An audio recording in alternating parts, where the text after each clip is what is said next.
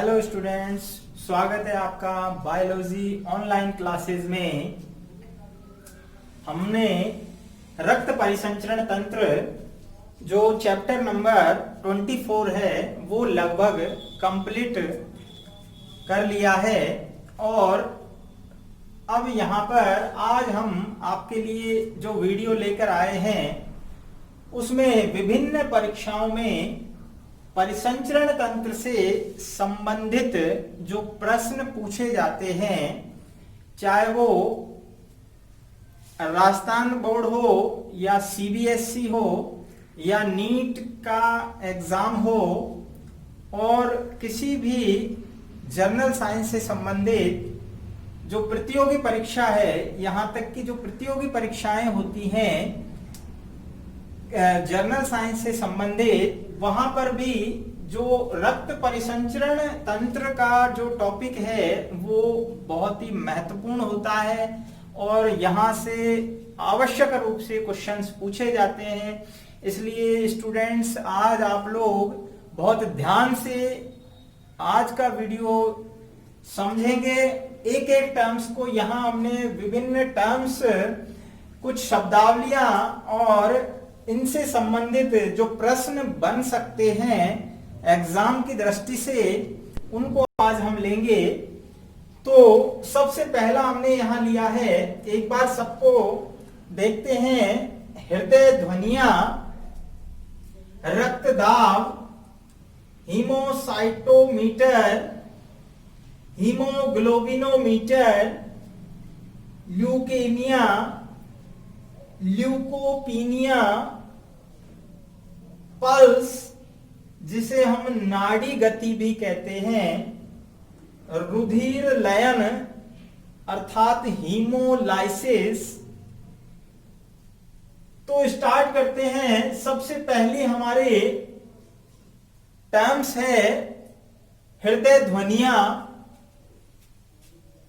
Heart की sounds, अर्थात हृदय ध्वनियां क्या होती हैं। तो हमने विस्तार से इसके बारे में देखा। आपको सभी को पता होगा कि जो हमारा हृदय है, जब उसमें परिसंचरण होता है तो वहां दो प्रकार की मुख्य रूप से ध्वनियां सुनाई देती है, जिसे हम फर्स्ट साउंड अर्थात प्रथम ध्वनि और सेकेंड साउंड अर्थात द्वितीय ध्वनि कहते हैं। बात आती है प्रथम ध्वनि क्या है, तो ध्यान रखना, प्रथम ध्वनि हमने बताई आपको लब। ये लंबी ध्वनि आती है और धीरे आती है। लब, LUBB, लब। और ये जो ध्वनि है, लब की ध्वनि, ये हृदय के अंदर आलिंद और निलय के मध्य जो कपाट पाए जाते हैं उनके बंद होने की ध्वनि होती है। हमने देखा कि हृदय के अंदर यहां ये आलिंद है और ये निलय है, तो यहां भी वाल होते हैं और इधर भी वाल होते हैं। ये हृदय का कौन सा हिस्सा है? ये बायां हिस्सा है, जबकि इधर वाला दायां हिस्सा है। तो ये, इसे हम कहेंगे राइट वेंट्रिकल, ये राइट ऑरिकल। इसी प्रकार इधर लेफ्ट ऑरिकल और ये लेफ्ट वेंट्रिकल अर्थात बायां आलिंद और बायां निलय। तो इनके मध्य जो वाल था, जिसे हमने नाम दिया द्विवलन कपाट, इसका दूसरा नाम बताया था स्टूडेंट्स। क्या नाम बताया था? इसका नाम हमने बताया था मिट्रल वाल। ये क्वेश्चन भी यहां पर बनता है कि बाएं आलिंद और बाएं निले के मध्य कौन सा कपाट होता है? तो द्विवलन, जिसे हम बाइकॉस्पिड वाल अर्थात इसी को दूसरा नाम मिट्रल वाल देते हैं। तो यहां मिट्रल वाल, जबकि राइट ऑरिकल और राइट वेंट्रिकल के मध्य त्रिवलन कपाट होता है, त्रिवलन कपाट होता है। ट्राइकॉस्पिड वाल, तो इन दोनों वाल्स के बंद होने की जो ध्वनि है, दोनों वाल्स के जो बंद होने की ध्वनि है वो होती है लब। और ये ध्वनि निले के प्रांकुंचन के प्रारंभ को दर्शाती है। बात समझ में आ गई होगी। प्रांकुंचन को हम सिस्टोल भी कहते हैं। तो लब की ध्वनि जो कि फर्स्ट साउंड है, हृदय ध्वनियों में फर्स्ट साउंड लब, जो कि निले के प्रांकुंचन को दर्शाती है, प्रारंभ को दर्शाती है। निले में जैसे ही प्रांकुंचन शुरू होगा, अर्थात निले जब संकुचित होगा, तो आपको पता है कि ये वाल बंद हो जाएगा। क्यों? क्योंकि ऊपर को ये वाल केवल नीचे ही वन वे ब्लड को आने देता है। ये हमने पिछली वीडियो में पढ़ चुके हैं। ठीक इसी तरह ये आलिंद से निले में रक्त को आने देता है, लेकिन जैसे ही संकुचन की स्थिति आती है तो ये वाल बंद हो जाते हैं। तो इनके बंद होने की जो ध्वनि आती है स्टूडेंट्स, वो कहलाती है लब। तो ये प्रांकुंचन, निले के प्रांकुंचन को दर्शाती है। तो ये फर्स्ट साउंड हुई। नेक्स्ट बात करते हैं सेकंड साउंड की, जिसे हम द्वितीयक ध्वनि कहते हैं। और ये द्वितीय ध्वनि जो आती है वो अर्धचंद्राकार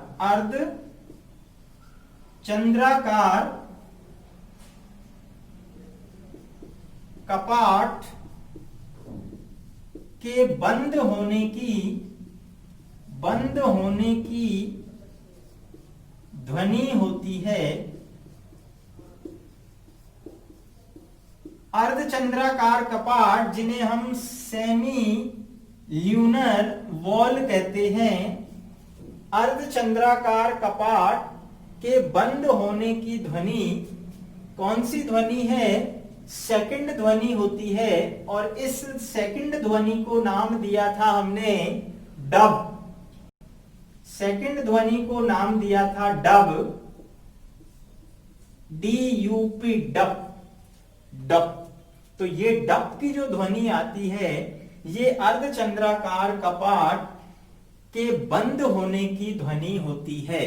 अब अर्धचंद्राकार कपाट कहां होते हैं, ये आपको बताया था। पल्मोनरी, जो फुफ्फुसीय धमनियां होती हैं, फुफ्फुसीय धमनियां और जो महाधमनी होती है, उन दोनों के अंदर सेमी ल्यूनर वाल पाए जाते हैं। आपको बताया था इस प्रकार ये अर्धचंद्राकार कपाट 3-3 इस प्रकार समूह में होते हैं। तो ये इनके बंद होने की ध्वनि है। ये कपाट रक्त को निले से धमनियों में जाने देते हैं, निले से धमनियों में जाने देते हैं। और जैसे ही संकुचन अवस्था यानी रिलैक्स होती है, संकुचन अवस्था जैसे ही खत्म होती है तो रिलैक्स अवस्था शुरू होती है, अर्थात अनुशीतलन। तो यहां प्रांकुंचन को प्रारंभ को दर्शाती है, जबकि यहां ये शिथिलन को दर्शाती है।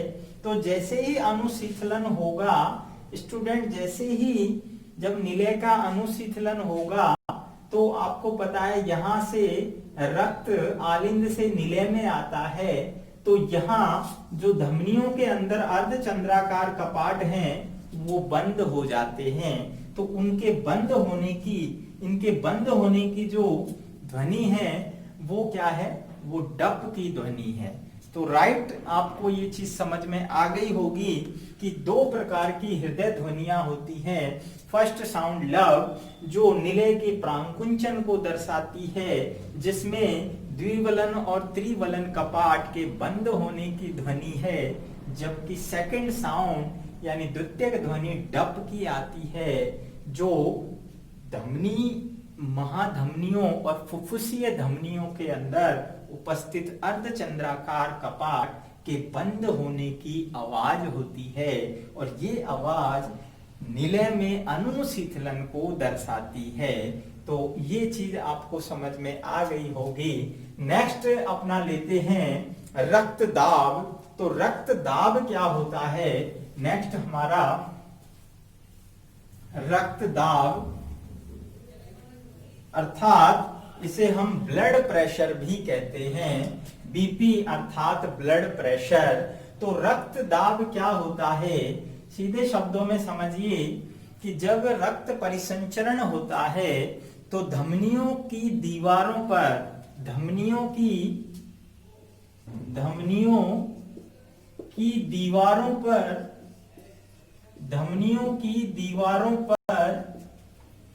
रक्त द्वारा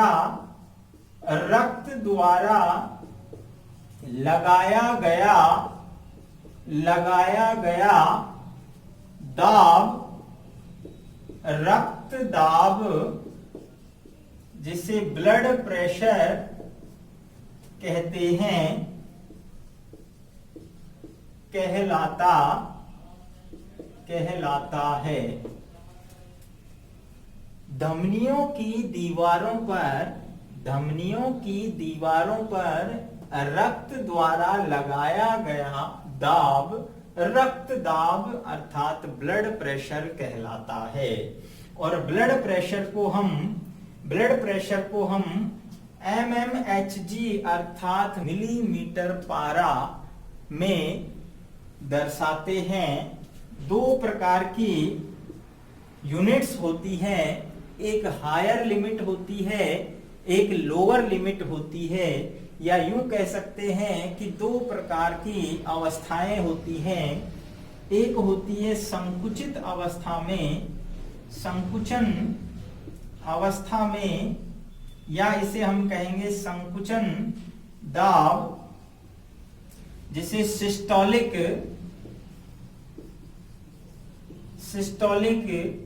ब्लड प्रेशर।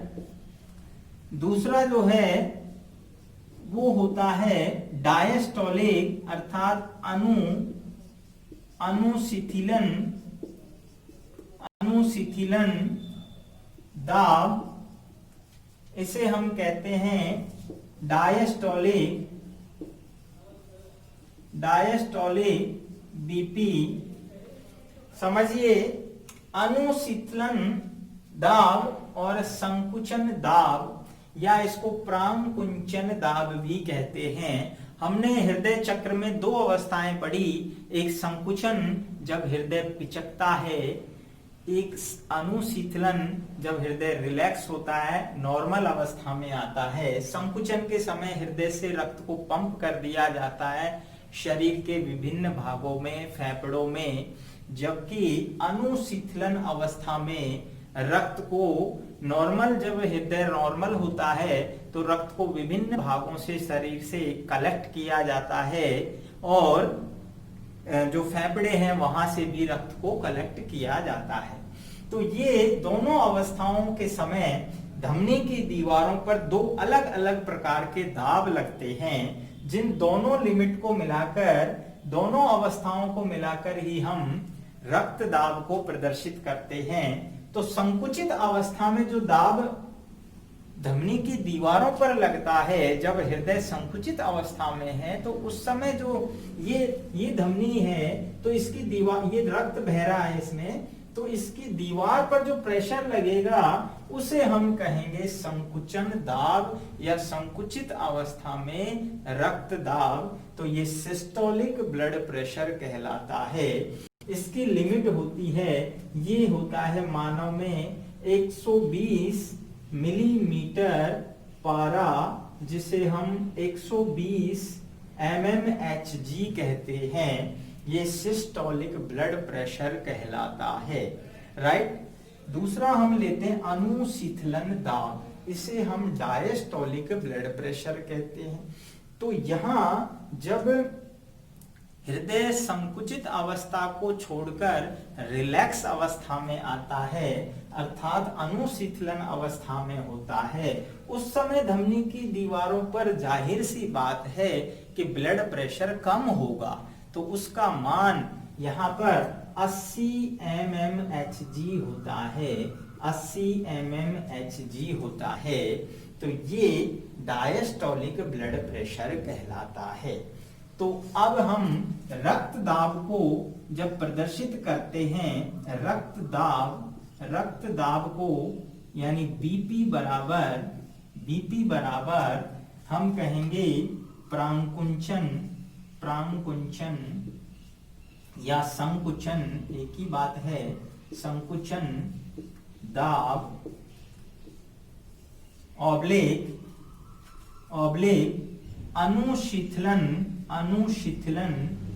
अनुशीतलन दाब, अर्थात डायस्टोलिक दाब, ये बराबर किसके होगा 120 mmHg अपॉन 80 mmHg,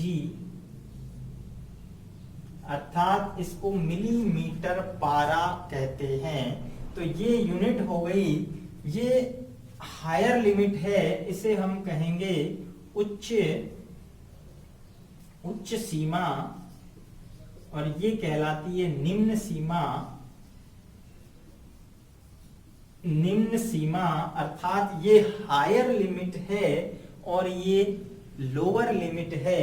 तो जब भी रक्त दाब को नापा जाता है तो हम दो प्रकार के संकुचित दाब, जिसे सिस्टोलिक ब्लड प्रेशर कहते हैं, उसकी रेंज जो है, अगर हम रेंज की बात करें तो वो लगभग यहाँ पर 120 से 140 mmHg तक हो सकती है। mmHg ध्यान रखना, इतनी हो सकती है। सामान्य अवस्था में इसमें उतार चढ़ाव हो सकता है कभी कभार, कुछ कंडीशंस में, जब आप घबराहट में हो या कोई बहुत ज्यादा एक्सरसाइज कर रहे हैं, लेकिन नॉर्मल अवस्था में ये 120 mmHg रहता है। अनुशीतलन दाब की जब हम बात करते हैं तो वो 80 mmHg होता है। इसमें भी जो लिमिट है वो 70 से लेकर 90 mmHg तक हो सकती है। ये 70 से 90 mmHg हो सकता है। अब बात आती है कि यदि किसी व्यक्ति को लगातार 80 120 से लेकर, यानी हम बात कर रहे हैं 140 या इससे ज्यादा कंटिन्यू रहता है, अगर किसी का ब्लड प्रेशर 140 mmHg जो कि संकुचित अवस्था में दाब है, वो लगातार अगर रहता है, तो ऐसे व्यक्ति को हाई ब्लड प्रेशर के पेशेंट यानी रोगी कहते हैं। तो उसे उच्च रक्त दाब कहते हैं, हाई ब्लड प्रेशर। तो ये चीज ध्यान रखने की है, जो आगे हम रोगों में या जो विकार जो पढ़ेंगे उसमें डिटेल से पढ़ेंगे। यहाँ पर एक चीज आती है कि आखिर ब्लड प्रेशर को किस से नापा जाता है। तो वो उपकरण जिससे ब्लड प्रेशर को नापा जाता है वो है